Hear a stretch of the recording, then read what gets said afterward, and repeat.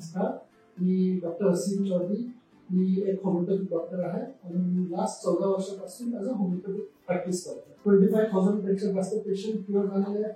96% पेक्षा जास्त रिझल्ट पेशंटला भेटलेले आहेत. या प्रोडक्टची यूएसपी काय सांगता येईल सर? तुमच्या प्रोडक्टचं असं काय खासियत आहे जी बाकीच्या प्रोडक्ट्सपेक्षा तुमचे प्रोडक्ट डिफर होतात? प्रोडक्ट्स बघितलं, बाकीचे प्रोडक्ट बघितलं की त्याच्यामध्ये कुठे ना कुठे केमिकल यूज होतो. होमिओपॅथीमध्ये तसं केमिकल यूज नाही. नमस्ते, मी ॲडव्होकेट टीरा धाडगे. कोणत्याही क्षेत्रात तुमची कामगिरी वाखाणण्यासारखी असेल, इतक्या लोकांशी मी बोलतेय ना, काहीतरी रोज नवीन शिकायला मिळतं. एकमेकांना मदत करण्यासाठी तुम्ही ही कम्युनिटी जॉईन करू शकता, पुणे वुमन्स क्लब.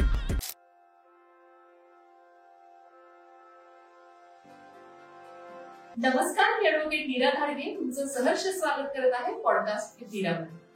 आजचे जे पॉडकास्ट आम्ही शूट केले ते वेगळ्या वेगळ्या विषयांमध्ये सगळे डॉक्टर आणि तज्ञ असलेले व्यक्ती आपल्या बरोबर आज येऊन पोहोचलेले आहेत. आज आपण ज्यांच्याबद्दल बोलणार आहोत किंवा ज्यांच्या बरोबर बोलणार आहोत ते सर गेले 14 वर्ष झाले त्यांची प्रॅक्टिस करत आहेत. 25,000 पेक्षा जास्त त्यांचे स्वतःचे पेशंट आहेत आणि नॅशनल इंटरनॅशनल लेवलला सुद्धा त्यांनी खूप काही काम केलेलं आहे. त्यांच्याकडून आपल्याला खूप काही शिकायला मिळेल असे आज डॉक्टर वसीम चौधरी सर आपल्या बरोबर आहेत. थँक्यू सर, आज तुम्ही इथे आलात आणि खूप आपण गप्पा मारणार आहे. तुमच्याकडून आम्हाला खूप काही जाणून घ्यायचंय. त्याआधी तुमच्या आमच्या ऑडियन्सला ओळख करून द्या. नमस्कार, मी डॉक्टर असीम चौधरी. मी एक होमिओपॅथिक डॉक्टर आहे आणि लास्ट 14 वर्षापासून ॲज अ होमिओपॅथिक प्रॅक्टिस करतो. माझं क्लिनिक पुण्यामध्ये आहे, मुंबईमध्ये आहे. पुण्यामध्ये 2 क्लिनिक आहेत, विमाननगरमध्ये एक आहे आणि मदरपत्रामध्ये आहे. माझे अराउंड 25,000 पेक्षा जास्त पेशंट क्युअर झालेले आहेत. 96% पेक्षा जास्त रिझल्ट पेशंटला भेटलेले आहेत. पेशंट आम्ही सगळे टाईपचे पेशंट्सला त्याच्यामध्ये ट्रीट करतो. त्याच्यामध्ये माझं प्रॅक्टिस स्टार्ट केलं. Initially me as a small clinic म्हणून स्टार्ट केलं होतं, ॲज अ 200 स्क्वेअर फीट म्हणून. मग नंतर थोडं वाढलं. मग नंतर आता 1000 स्क्वेअर फीटचं क्लिनिक आहे. एक क्लिनिकमध्ये माझे 10 doctors as a consultant doctors आहेत, अंडर माझे ते प्रॅक्टिस करतात आणि मी त्यांना ट्रेन करतो. आतापेक्षा मोर दॅन 50 डॉक्टर्स मी ट्रेन केलेलं as a homeopathic doctor.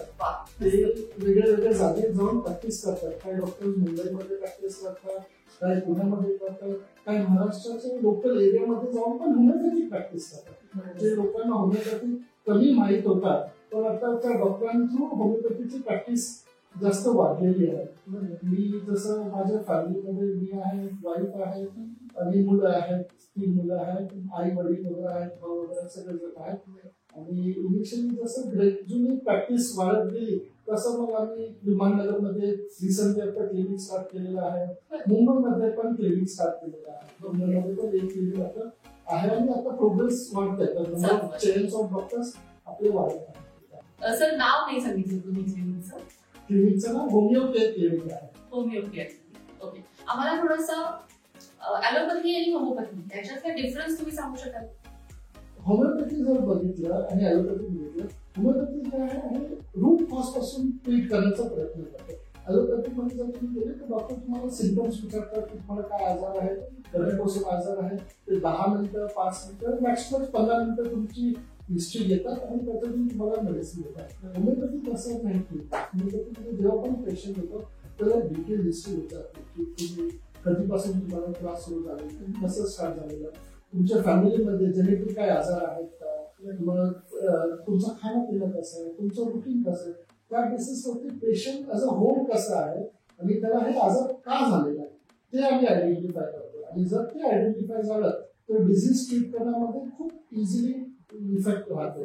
Homeopathy surgical केसेसमध्ये पण इफेक्टिव्ह राहतात. ॲलोपॅथीमध्ये जसं सर्जिकल केसेसमध्ये सर्जरीच रिक्वायर्ड असते, पण होमिओपॅथीमध्ये गॉलब्लॅडरची सर्जरी केसेस असू द्या त्याच्यामध्ये मेडिसिन आपण देऊ शकतो. गॉलब्लॅडर स्टोन डिझॉल्व्ह करू शकतो. किडनी स्टोन असेल किडनी स्टोन डिझॉल्व्ह करू शकतो. बाकीच्या सगळ्या आजारामध्ये असं होमिओपॅथी वेगळं आहे. ॲलोपॅथिकमध्ये काही टाइम नंतर साईड इफेक्ट्स मेडिसिनचे होतात, स्टार्ट होतात. होमिओपॅथीमध्ये मेडिसिनचे काही साईड इफेक्ट नसतात. होमिओपॅथीमध्ये मुळापासून कव्हर करतो कम्प्लिटली. एक पेशंट जर एका आजारावरती आला तो कम्प्लिटली त्याच्यातून बरं होतो. तुम्ही गॅरंटी एकदा बरं झाल्यानंतर परत ते आजार त्याला होत नाही.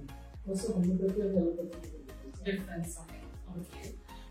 स्किन आणि हेअर रिलेटेड तुमचे काही प्रोडक्ट्स आहेत आणि मॅन्युफॅक्चरिंग आहे त्याविषयी आम्हाला ऐकायला आवडेल. स्किन आणि होमिओपॅथीमध्ये आमचा ऍज अ सुपर म्हटलं तर मी स्पेशली जे आहे स्किन आणि हेअर मध्ये. तर स्किन मध्ये आम्ही सोरियासिस म्हणू द्या, एक्झिमा असू द्या, पिंपल्स असू द्या, हेअर मध्ये टक्कल पडणं असू द्या, केस गळणं असू द्या, हेअर फॉलचे त्रास असू द्या. आजकाल लोक खूप जास्त केमिकल वगैरे यूज करतात, हेअर कलर, डाय किंवा अजून वेगवेगळे टाईपचे प्रोडक्ट्स यूज करतात. त्याच्यामुळे लोकांचं हेअरचं क्वालिटी खूप खराब होत चाललं आणि आजकालच्या लाईफस्टाईलमुळे पण लोकांना जास्त प्रॉब्लेम होत लागले. तर त्याच्यामध्ये होमिओपॅथी चांगलं वर्क करतं.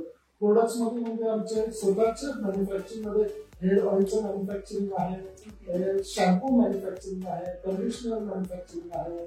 मग स्किन मध्ये बघितलं तर फेस वॉश आहे, सनस्क्रीन आहे, कंडिशनर आहे, अंडर आईज क्रीम आहे, आणि वेगवेगळ्या टाईपचे अजून प्रोडक्ट्स वगैरे आहेत. या प्रोडक्टची युएसपी काय सांगता येईल सर? तुमच्या प्रोडक्टचं असं काय खासियत आहे जी बाकीच्या प्रोडक्ट्सपेक्षा तुमचे प्रोडक्ट डिफर होतात? प्रोडक्ट्स बघितलं, बाकीचे प्रोडक्ट बघितलं की त्याच्यामध्ये कुठे ना कुठे केमिकल यूज होतो. होमिओपॅथीमध्ये तसं केमिकल यूज नाही.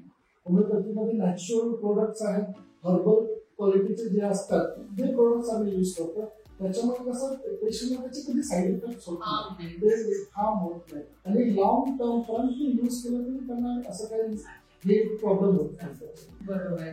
असं तुम्ही नॅशनल इंटरनॅशनल लेवलचे क्लायंट्स घेता तुमच्या इथे आणि दुबईवरनं किंवा बाहेरच्या देशांमधून सुद्धा तुमच्यापर्यंत लोक येतात, तर त्यांचा एक्सपिरियन्स कसा आहे?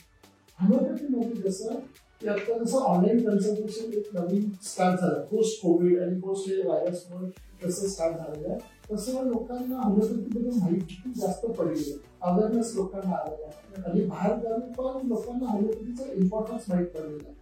तर ते लोक आम्हाला सर्च करतात की तुमची प्रॅक्टिस कशी आहे. डॉक्टर्स आमच्या पूर्ण वेबसाईटमध्ये प्रोफाईल वगैरे चेक करतात आणि मग त्यांना माहीत पडतं की हा यांचं पण क्लिनिक आहे आणि आम्ही आमचे जे केस स्टडीज वगैरे आहेत त्याच्यामध्ये टाकलेले आहेत. तर पेशंट आम्हाला इंटरनॅशनली ते असू द्या, युएसचे असू द्या, इंडियन युएस असू द्या किंवा तिकडचे युएस सिटिझनशिप असू द्या, अमेरिकन पेशंट असू द्या, ते स्वतः आम्हाला वेबसाईटवरती किंवा आम्हाला डायरेक्ट कॉन्टॅक्ट करतात. मग आम्ही त्याप्रमाणे त्यांची हिस्ट्री घेतो, हिस्ट्री घेऊन पूर्ण मेडिसिनचा आम्ही इथून पॅक करून आमच्या स्वतःचं मॅन्युफॅक्चरिंग आम्ही पूर्ण पॅक करून त्यांना इथून मेडिसिन्स त्यांच्या जागेपर्यंत पोहोचून देतो.